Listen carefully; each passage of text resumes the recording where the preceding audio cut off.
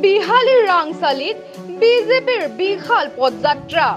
সদৌ অসম ছাত্ৰ সন্থাৰ বিহালী আঞ্চলিক সমিতিৰ প্ৰাক্তন সভাপতিৰ গেৰুৱা বহন পৰিধান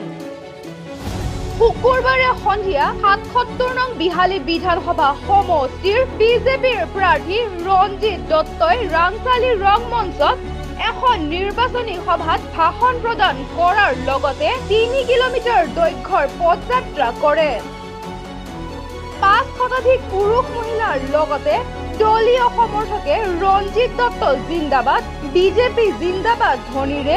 আকাশ বতাহ কঁপাই তোলে পদযাত্ৰাৰ মাজতে পিতাম্বৰ পীঠধামত প্ৰৱেশ কৰি সেৱা জনাই আশীষ লয় আৰু এই সভাতে সদৌ অসম ছাত্ৰ সন্থাৰ বিহালী আঞ্চলিক সমিতিৰ প্ৰাক্তন সভাপতি ৰঞ্জন হাজৰিকাই বিজেপিত যোগদানো কৰে নিৰ্বাচনী প্ৰচাৰ দেখিছে ৰাংচালি গাঁৱত আজি আমি প্ৰায় ৫,০০০তকৈ অধিক আমাৰ জমা হৈছে ইয়াত আমি পদযাত্ৰা কৰিছোঁ আৰু আমাৰ সংখ্যা আমাৰ মহিলা ইয়াত গতিকে মহিলাৰ উপস্থিতি বেছি মহিলা দুৰ্গা ৰূপিণী মহিলা কালী ৰূপিণী গতিকে মহিলা শক্তি যেতিয়া সহায় কৰে পৃথিৱীৰ কোনো শক্তি নাই সেই শক্তি ৰোধ কৰিবৰ কাৰণে গতিকে আমাৰ জয় অনিবাৰ্য